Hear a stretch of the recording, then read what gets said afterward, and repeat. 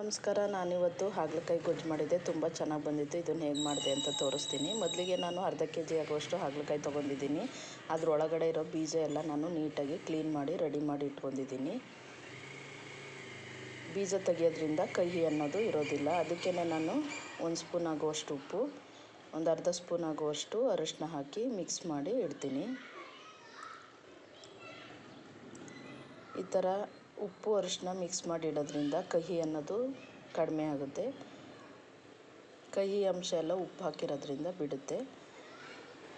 ಹಂಗಾಗಿ ಇದನ್ನು ಮಿಕ್ಸ್ ಮಾಡಿ ಒಂದು 15 ನಿಮಿಷ ಮುಚ್ಚಳ ಮುಚ್ಚಿ ಪಕ್ಕಕ್ಕಿಡೋಣ.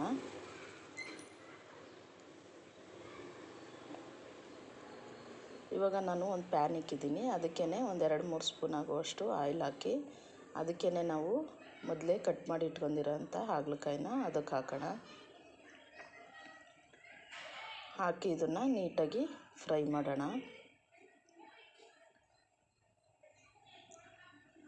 ಈ ಥರ ಫ್ರೈ ಮಾಡೋದ್ರಿಂದ ಕಹಿ ಅನ್ನೋದು ಫುಲ್ಲು ಕಡಿಮೆ ಆಗುತ್ತೆ. ಮತ್ತು ಹಾಗಲಕಾಯಿ ಕಹಿ ಇರೋದ್ರಿಂದ ಮಕ್ಕಳು ಕೂಡ ತಿಂತಾ ಇರಲ್ಲ. ಈ ಥರ ಒಂದು ಸಲ ಮಾಡಿ ನೋಡಿ. ಕಹಿ ಅನ್ನೋದು ಸ್ವಲ್ಪನೂ ಇರಲ್ಲ, ಮಕ್ಕಳು ಕೂಡ ತಿಂತಾರೆ. ಇದನ್ನು ಚೆನ್ನಾಗಿ ಫ್ರೈ ಮಾಡೋಣ.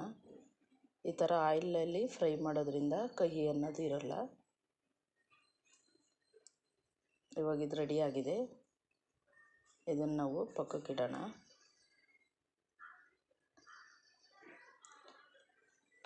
ನಾನು ಇನ್ನೊಂದು ಪ್ಯಾನ್ ಇಕ್ಕಿದ್ದೀನಿ. ಅದಕ್ಕೇ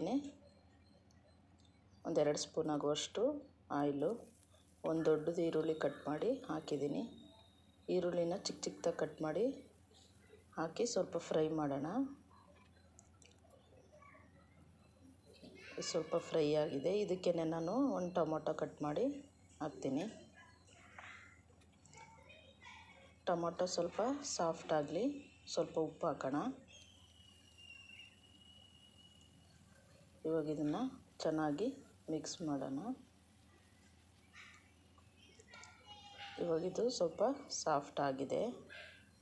ಇದಕ್ಕೇ ನಾನು 1 ಸ್ಪೂನ್ ಆಗುವಷ್ಟು ಧನಿಯಾ ಪುಡಿ, ಅರ್ಧ ಸ್ಪೂನ್ ಆಗುವಷ್ಟು ಚಿಲ್ಲಿ ಪೌಡ್ರ್ ಹಾಕ್ತೀನಿ.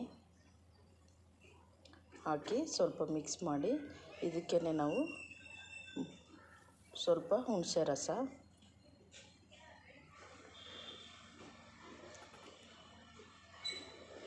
ಮತ್ತು ಮೊದಲೇ ನಾವು ಫ್ರೈ ಮಾಡಿ ಇಟ್ಕೊಂಡಿರೋಂಥ ಹಾಗಲಕಾಯಿ ಪೀಸಸ್ನ ಇದಕ್ಕೆ ಹಾಕೋಣ. ಹಾಕಿ ಸ್ವಲ್ಪ ಮಿಕ್ಸ್ ಮಾಡೋಣ. ಮೊದಲೇ ನಾವು ಎಣ್ಣೆಯಲ್ಲಿ ಹಾಗಲಕಾಯಿನ ಫ್ರೈ ಮಾಡಿರೋದ್ರಿಂದ ಜಾಸ್ತಿ ಏನು ಬೇಯಿಸೋವಷ್ಟಿರಲ್ಲ. ಇದಕ್ಕೆ ಸ್ವಲ್ಪ ಬೆಲ್ಲ ಹಾಕ್ತಾಯಿದ್ದೀನಿ ನಾನು. ನಿಮಗೆ ಬೆಲ್ಲ ಬೇಡ ಅಂದರೆ ಸ್ಕಿಪ್ ಮಾಡ್ಬೋದು. ಇದನ್ನು ಒಂದು 2-3 ಸ್ಪೂನ್ ಆಗುವಷ್ಟು ನೀರು ಹಾಕಿ ಇದನ್ನು ಕುದಿಯೋಕ್ಕಿಡೋಣ. ಇದು ಒಂದು 15 ನಿಮಿಷ ಬೇಯಿಸಬೇಕು. ಇವಾಗ ಒಂದು 10 ನಿಮಿಷ ಆಗಿದೆ. ಮತ್ತೆ ಇದನ್ನು ಮಿಕ್ಸ್ ಮಾಡಿ ಮತ್ತೆ ಒಂದು 5 ನಿಮಿಷ ಕುದಿಸೋಣ. ಈ ಥರ ಆಗಿದೆ. ಇವಾಗ ಹಾಗಲಕಾಯಿ ಗೊಜ್ಜು ರೆಡಿಯಾಗಿದೆ. ನೋಡ್ತಾ ಇರ್ಬೋದು ನೀವು ಎಷ್ಟು ಚೆನ್ನಾಗಿ ಬಂದಿದೆ ಅಂತ. ಸ್ವಲ್ಪನೂ ಕಹಿ ಇರಲ್ಲ. ನಮ್ಮೂರ ಸೈಡೆಲ್ಲ ಇದೇ ಥರ ನಾವು ಹಾಗಲಕಾಯಿ ಗೊಜ್ಜು ಮಾಡೋದು. ಇದನ್ನು ನಾನು ರೊಟ್ಟಿ ಜೊತೆಗೆ ಮಾಡಿದ್ದೆ. ನೀವು ಒಂದು ಸಲ ಟ್ರೈ ಮಾಡಿ ನೋಡಿ ಹೇಗಿತ್ತು ಅಂತ ನನಗೆ ತಿಳಿಸಿ. Thank you.